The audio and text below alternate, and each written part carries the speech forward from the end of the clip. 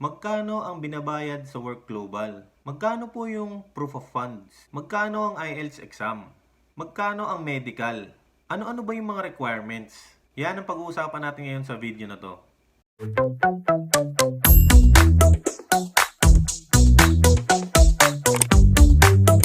Disclaimer lang ulit guys, no? Hindi po kami part ng Work Global Canada. Isa lang po kami sa mga natulungan nila na makarating din dito. Kaya gusto rin namin i-share sa inyo yung mga information na kailangan para paghandaan yung pagpunta nyo dito sa Canada. Kung gusto nyong dumaan sa Work Global Canada. At ang mga sasabihin po namin sa inyo ngayon ay based lamang sa na-experience namin sa pathway na dinaanan namin, which is Provincial Nomination Program. Okay? Ang una nyong kailangan paghandaang bayaran sa Work Global ay yung tinatawag na Retainers Agreement. Ano nga ba yung Retainers Agreement? Isang kasunduan na kinukuha nyo sila para maging katulong nyo sa pag-process ng application nyo papunta dito sa Canada. Bali may dalawang retainers agreement kayong pipirmahan sa kanila. So una, yung sa Provincial Nomination Program na retainers agreement at yung pangalawa para sa Permanent Residency Retainers Agreement. Kung mag-isa ka lang, siguro nasa 6,000 Canadian dollars yung Provincial Nomination Retainers Agreement. 6,000 or 5,000. Pero ang alam ko lang, kapag 2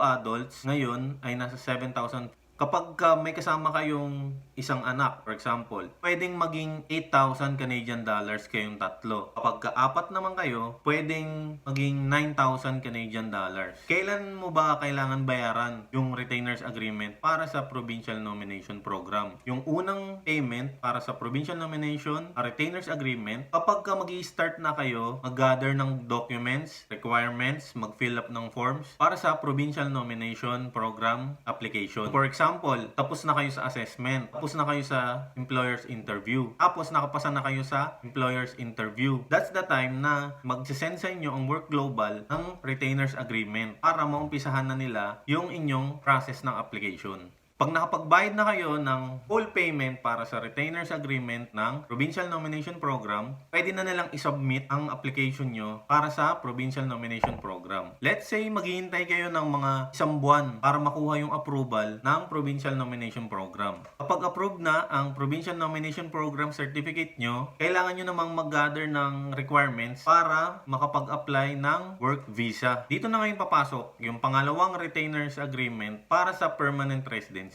Ang payment niya ay 2,500 Canadian dollars per adult, 500 Canadian dollars per child. Pwede nyo rin siyang bayaran into 2 payment terms.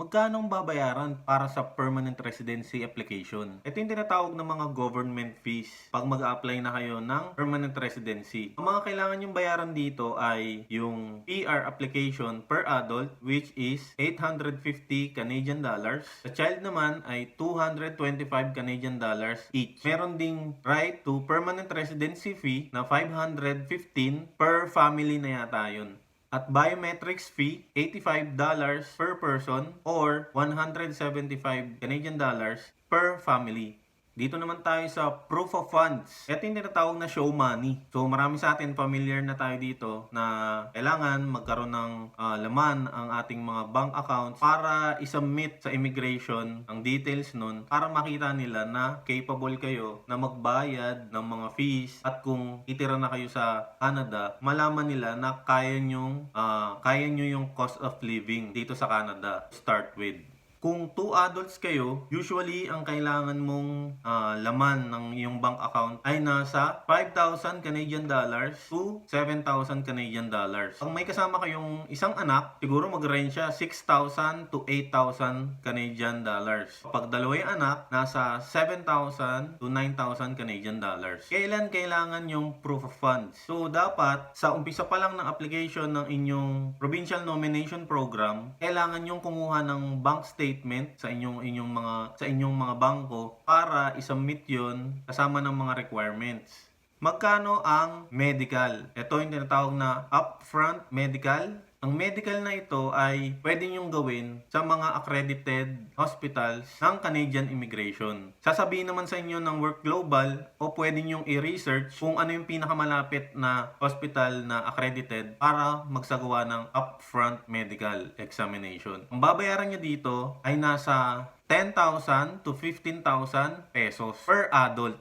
Next is IELTS exam. Ang kailangan lang mag-IELTS exam ay ang principal applicant. So, isa lang sa inyo mag-asawa ang kailangan mag-IELTS exam. Siya yung principal applicant dapat. At sa Pilipinas, ang IELTS exam, sa pagkakaalam ko, ay magre-range din from 10,000 to 15,000 pesos. Siguro may magtatanong sa inyo kung paano kung gusto naming mag-asawa or gusto mo na ikaw muna ang maunang pumunta dito sa Canada, tapos susunod na lang ang pamilya mo, asawa or mga anak. Ang sagot ay pwede yun. Paano mangyari yun? So una, mamimili ka kung ikaw lang ba mag-isa or kasama mo yung asawa mo, pupunta kayo dito, kunyari may iwan muna yung anak ninyo sa Pilipinas. Ang mangyayari niyan, sa Provincial Nomination Program Retainers Agreement, kung sino lang ang magkasamang pupunta dito sa Canada, yun lang ang babayaran nyo muna. Kung sino yung family member na may iwan sa Pilipinas, susunod na lang once na maging permanent resident ka na or kayo ng asawa mo, sa permanent residency retainers agreement, kasama sa babayaran nyo kung ilang family members in total kayo na pupunta dito. Either naiwan sa Pilipinas o kasama nyo na.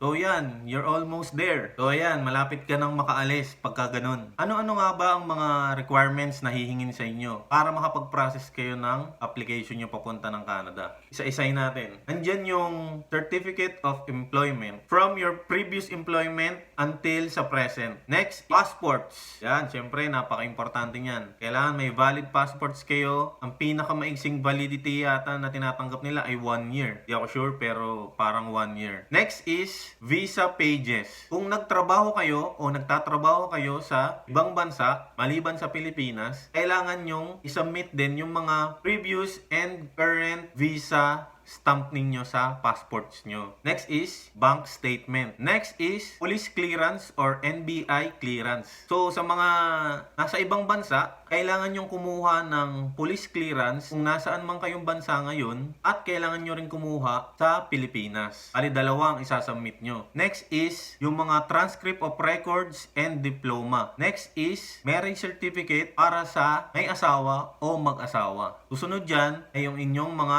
birth certificate. So kung ilang family members kayo pupunta dito, kailangan merong birth certificate na isasubmit. Nandyan din pala yung mga training certificate na meron kayo. O sa mga nag-a-apply o nag-a-apply ng personal care attendant, nagre-require na sila ng BLS training certificate. So yun, sana nakatulong sa inyo at malinaw namin na explain at malinaw nyong maintindihan kung ano yung mga kailangan nyong bayaran at gastusin, kailangan nyong paghandaan para makapunta rin kayo dito. So next time, try namin sagutin ang tanong na sulit ba ang gagastusin mo pag pumunta ka dito? At kung mababawi mo rin ba ang ginastos mo at gaano katagal? So hanggang dito na lang muna. Maraming salamat sa panonood. Hanggang sa muli. Bye-bye!